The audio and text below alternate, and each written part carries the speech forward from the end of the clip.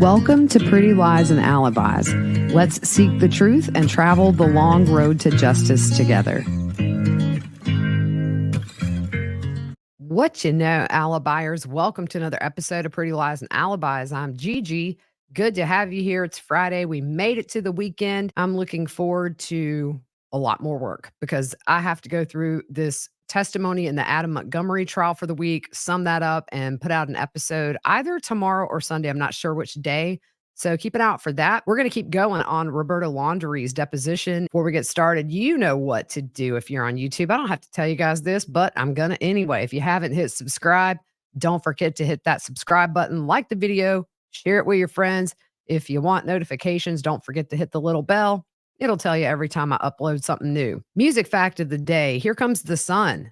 George Harrison wrote this song in Eric Clapton's garden. He had had a rough winter. He had his tonsils taken out after that very famous rooftop concert. He was facing a charge for marijuana possession. And when he was in Eric Clapton's garden, the sun was shining and he felt great. So he started writing the song. It's the most streamed song in the Beatles catalog, even though it was never released as a single. And get this, John Lennon did not appear on that song. He was recovering from a car accident. There you go. Now you know. I'm going to do a little slideshow here. I wish I had more time to work on better slideshow graphics, but it's very time consuming. So I wanted to put something up here and I really want to focus on Gabby and not Brian. So I didn't put any pictures of him in this one. We just want to show the beautiful woman that she was and the life that was taken way too soon by an all too common theme, which is domestic violence. Picking back up with Roberta's testimony, they asked, how did you find out Gabby was gone? She said she guesses Chris must have told her after he got off the phone with Brian. She wasn't sure what gone meant, but she knew from the tone of Chris's voice it was serious. The attorney says Chris described Brian as frantic and asked, would she agree that Brian was frantic? She said, I would just say upset. He was definitely upset. He was very upset. He didn't sound like himself. I knew something was wrong. And the attorney asked, you didn't think to ask what was wrong? She said that when they were saying their goodbyes, she didn't want to push him.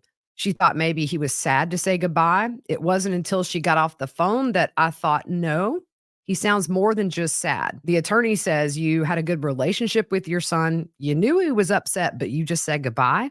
She says, yeah, I figure if he has anything he wants to talk about, he would talk about it. I don't like to push people and say what's wrong. We were saying goodbye, and it was the tail end of the conversation. So your husband said Gabby's gone. You knew he was upset, and phone calls were made to attorney Bertolino. Why would you make a phone call to Bertolino if you didn't know what gone meant? She said that Chris told her Brian wanted him to call an attorney. Chris was telling her that Brian said, Gabby's gone and please call a lawyer. The attorney says, so doesn't that say to you that she's dead? She said she didn't know what to think. I don't know if I remember if that crossed my mind. And if it was, I was just so nervous. I just thought he was in some kind of trouble I didn't know. So she's asked, what other explanation could there be for she's gone? Please call a lawyer.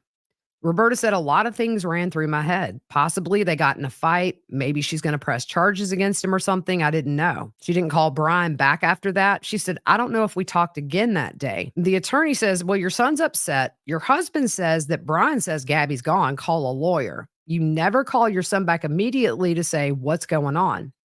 Then she says, I think I finally spoke to him later in the day. I thought I called him back that night, but it was 2 years ago. I don't remember exactly. But I thought I did call him back later that night.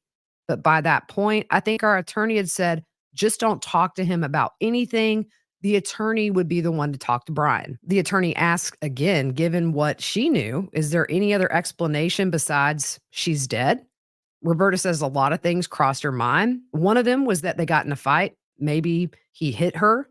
And the attorney says, but the fact that maybe he murdered her went through your mind, didn't it? She said, I don't know if I even wanted to.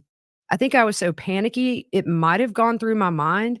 I can't recall what I was thinking at the time. She's asked if from that call to September 1st, if she thought maybe Brian murdered Gabby. She says, I can't recall. The attorney says it's something as significant as your own son committing murder, which you know he did. You can't remember thinking back in August or September of 2021. She says she can't remember all the thoughts that she thought. She was panicking and thinking a lot of things. It's hard to think back to a time, but it probably went through my mind. They go through this cycle a few times about this exact question. And the attorney asked, how did it end up that Brian came home? She said, I think that night he called me and said, I'm driving home. That was August 29th. She said, I guess I could be wrong, but I thought that night, unless it was the next night, he said he was driving home. The attorney points out on August 29th at 10:38 p.m., there's a 22-minute call with him. Roberta says, I remember it was before I was going to bed. Chris was already asleep, and I remember him saying he was driving home. And the attorney said exactly what I'm thinking, which is your husband is already asleep at that point after getting a phone call from your son that Gabby was gone. Brian was frantic. Call a lawyer. Roberta said it was a long weekend. We had been at the beach with the kids and the race, and Chris falls asleep early. She's asked in that phone call, did she ask about Gabby? She said she was nervous, upset, and tired. And at that point, their attorney said, don't talk to him about anything. The attorney points out, this is a girl you told me you loved, someone who was going to be a part of your family, and you asked no questions about her when you learned she was gone. And Roberta says that's correct. They ask if she was concerned about Gabby, and she says, I was, but I think I was concerned for my son. He was driving home. He was upset. I knew he wanted Chris to call a lawyer. So I was just telling him, if you're coming home. And then she stops and says, I don't remember what we talked about. He just said he was coming home. I didn't ask him anything. The attorney asked if Gabby walked off on her own. Would you have told your son to drive home in a van with all of her stuff in it? She said, no, I didn't tell him to drive home. He said he was on his way home. And I really thought it was Brian's van. Maybe your parents would pick her up or come to get her. I don't know. The attorney points out that Roberta said she saw the title and it was in Gabby's name. So why would you think it was Brian's van? She said, I believe he paid for it. He worked on it. I believe it was his.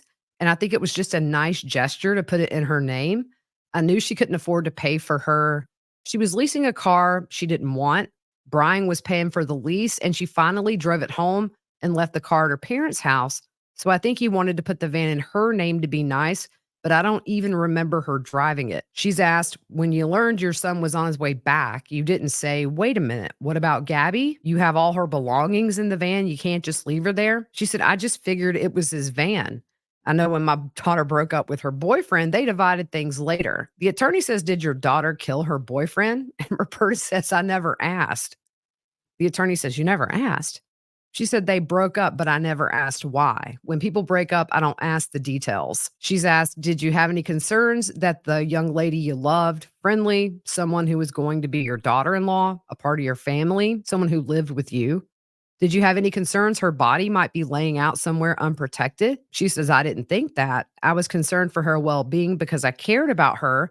But my son's driving home and I'm nervous for him. The attorney says, oh, you're concerned about her well-being? Well, what did you do about her well-being? He says, just, Gabrielle I thought she could take care of herself. And I was just concerned about my son at the time. I just figured her parents would come get her last time he left her in a hotel. Well, they asked, how could her parents come out to get her? She said they could drive or fly out.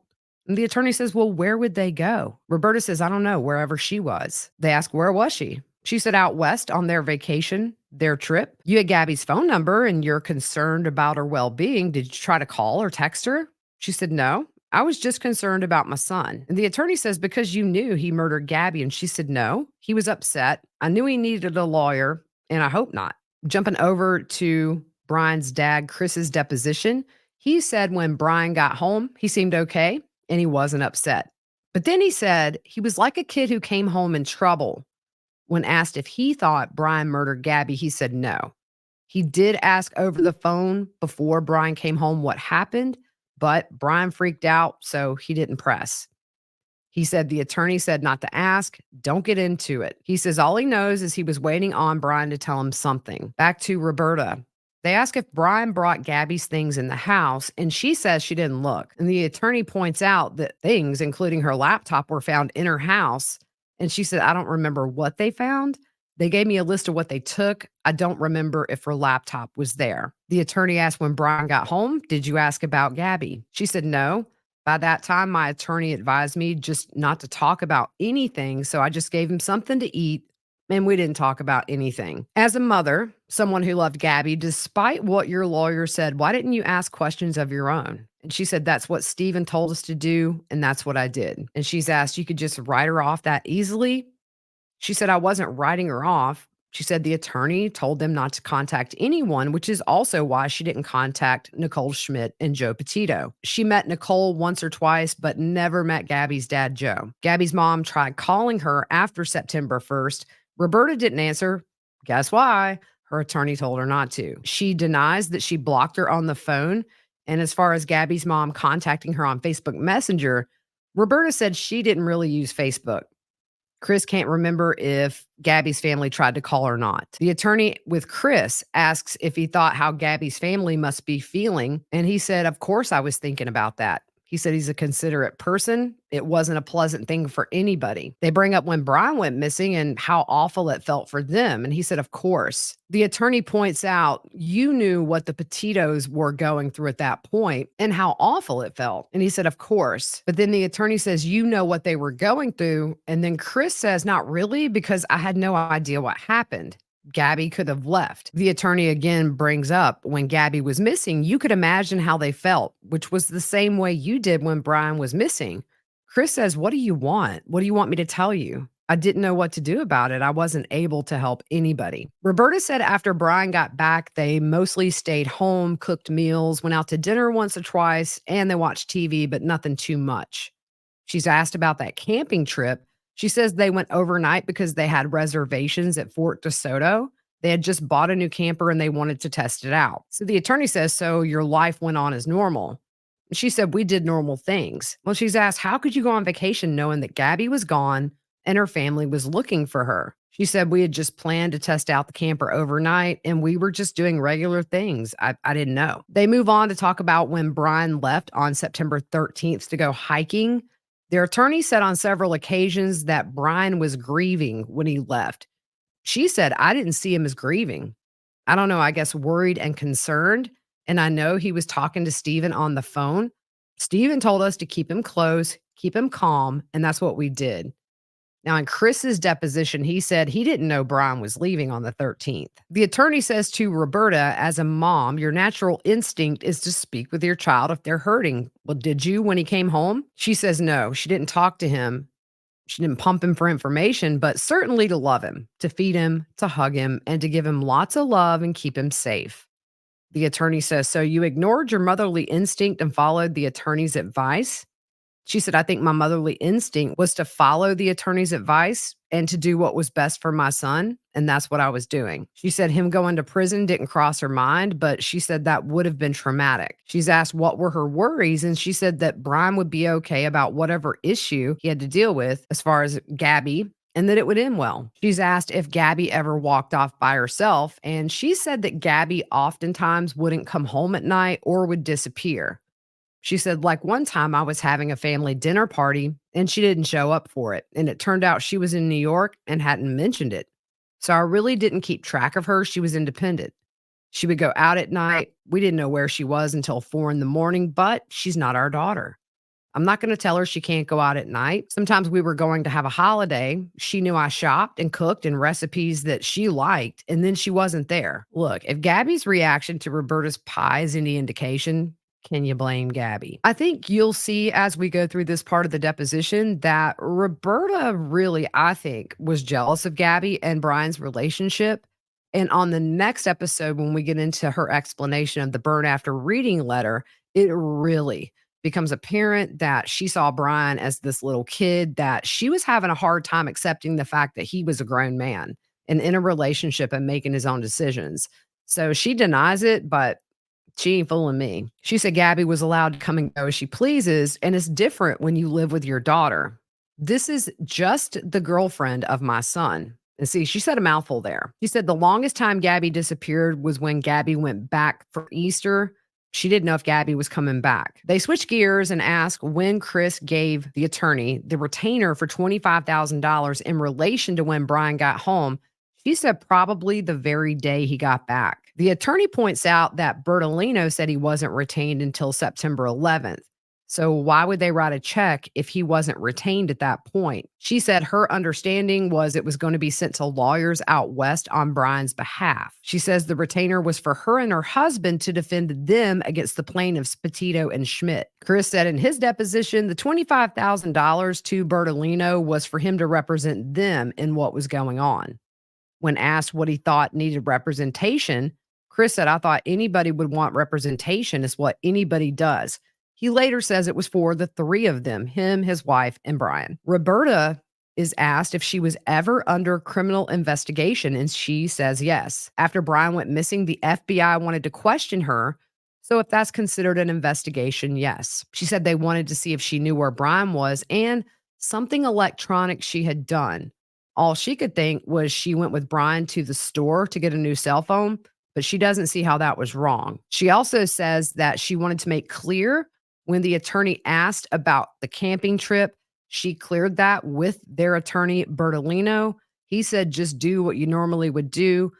They were going camping, so that's why they went. Chris said in his deposition, they knew they were the subject of a criminal investigation when the FBI talked to Roberta about knowing something. Now, in Steve Bertolino's deposition, he said that the Laundries had planned a press conference for that day to set forth what happened, at least from their perspective, the day Gabby was found. He said he was at a loss for what she could be charged with, but he thought her going to the cell phone store with Brian was what they were referring to. Now, the FBI told Bertolino they might arrest Roberta at the press conference, give her a perp walk in front of all the cameras, and possibly give a statement. He said the reason he thinks the FBI didn't want them to have a press conference is because that disconnect with the FBI and the Northport police.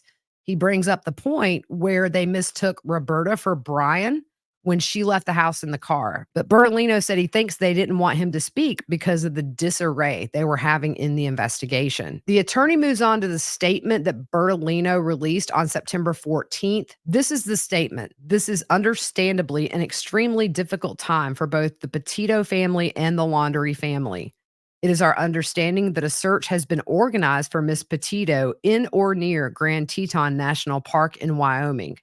On behalf of the Laundrie family, it is our hope that the search for Miss Petito is successful and that Miss Petito is reunited with her family. On the advice of counsel, the Laundrie family is remaining in the background at this juncture and will have no further comment. Roberta said they would have approved that statement like they did all the other statements that he released on their behalf.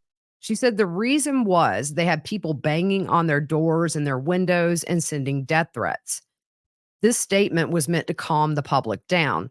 We extended our best wishes to the Petitos because people were screaming horrible things at us. We do care. We were hoping it would calm the public.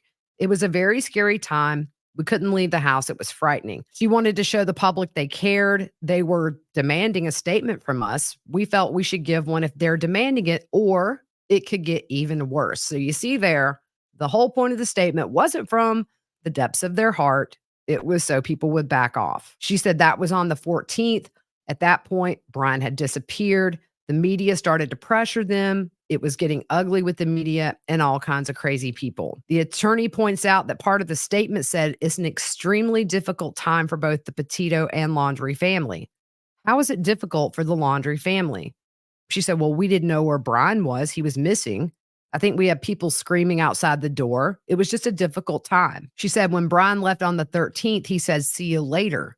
When he didn't come home for dinner, they were concerned. She's asked why Brian being missing wasn't included in that statement.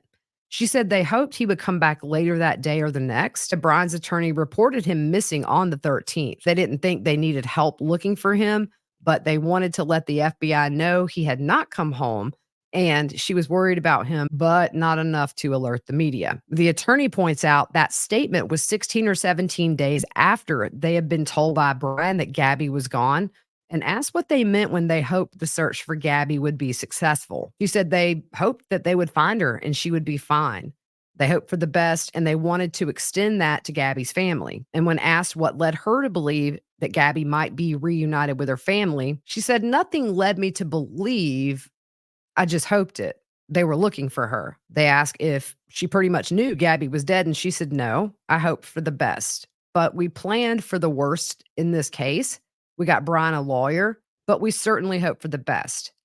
She said she didn't consider the statement would be considered upsetting to Gabby's parents. They asked if she thought it gave him false hope that Gabby was still alive, and Roberta said she still had hope Gabby was alive. I wasn't giving false hope. I didn't know until I heard it on the news that she was gone. I had hope also. When asked what led her to have hope after 17 days and knowing people were looking for Gabby, she said, I just had hope. I've heard stories where people are looking for their daughter, they find her much later, so I never wanted to give up hope. She's asked if she wondered why they gave Bertolino 25,000 and why Brian would need a lawyer. She said he must have done something or something must have happened that he could be in trouble for.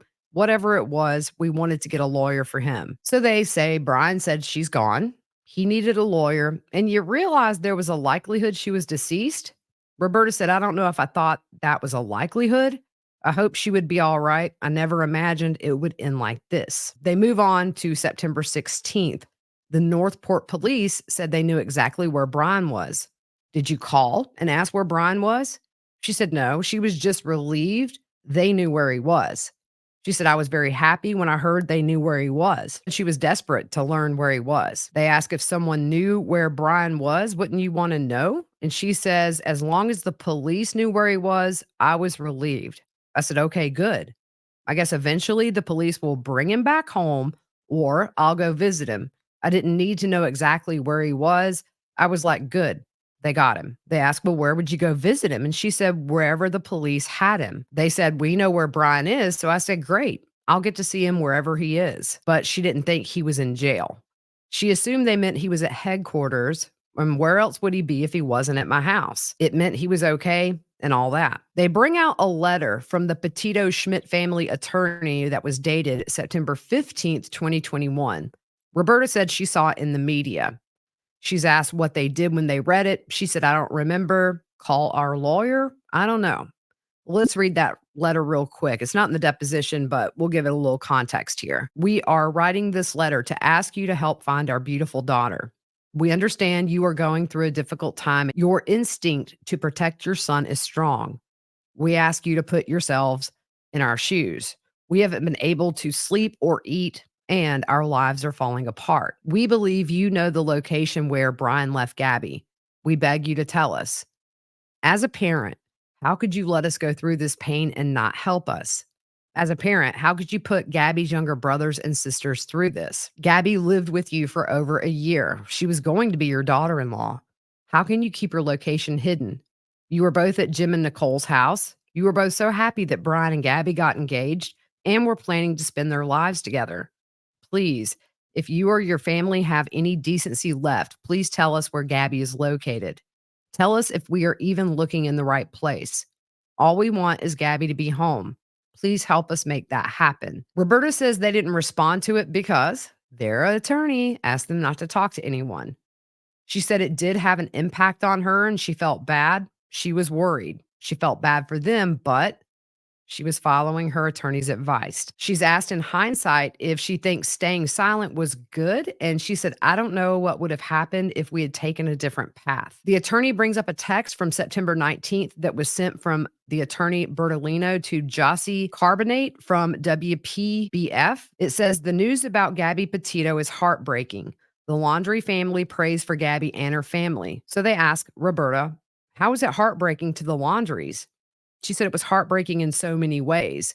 Just to know Gabrielle was gone, it was just heartbreaking. The attorney says it wasn't heartbreaking before that. Roberta says, I didn't know she was gone until it was on the news. And when it was, very heartbreaking. They didn't reach out to Gabby's parents after the news she was dead was released because if you guess they followed their attorney's advice, you guys would be right. So the attorney brings out an email that Roberta sent to Brian on August 29th, the day Brian told them Gabby was gone. She said, oh, let me just read it. I don't remember seeing this. She said, I thought I was at the race that day. Maybe I'd come home. The attorney asked why on that date she learned Gabby was gone. Brian needed a lawyer. He was frantic. So why would you send an email about t-shirts? She says, I don't know. This is at 1:17. I guess I talked to Brian later. At 1:16, I was just Googling t-shirts. I must have spoken to Brian later. I don't remember what time the call was. The attorney asked, why would you mention to use Gabby's Tide stick to get a stain out of a shirt? Roberta says she was so funny with her Tide sticks. It was a joke. If you had a stain, she'd whip out her Tide stick. She gave everybody a Tide stick. So that was my little joke about it. And it was funny. My husband stained his shirt, and that was my little joke. I think we should try one of Gab's Tide sticks. She loved her Tide stick. I think she bought them in cases and gave them out to people. Why did she call her Gabs here? The whole time she's been calling her Gabrielle. It's almost like she's trying to make it a little more personal with such a big question. The attorney says, you told me you rarely sent emails to Brian. Why this email on this date about a stain on a shirt? Roberta says, I know it's such a coincidence. I don't know. I guess I was looking for t-shirts for my husband. I remember looking for t-shirts for my husband. As a matter of fact, I don't remember this email, but recently when the FBI released to you all of our emails, this one came up and I thought, oh, I forgot about that one. I didn't see the email. All I had was the pictures I sent and remember looking up pictures of t-shirts, debating on maybe why I should spend money on a shirt when it would be more special if Brian drew it. Because I had forgotten for the previous birthday or Father's Day, I got my husband a t-shirt with his favorite car and he stained it with ice cream. They ask, were you telling Brian how to get blood out of a shirt? She says no. So they say it's a coincidence. It was sent the same day he told you that he murdered. Then the attorney says that Gabby was gone. And Roberta says, yes. We're going to stop there because the next episode is all about the burn after reading letter. There was over 1,000 pages released in all of this stuff. A lot to weed through. We'll be doing this for a little while off and on. Appreciate everybody so much for sharing the podcast, for your kind words on YouTube, with the exception of you knuckleheads. See you soon.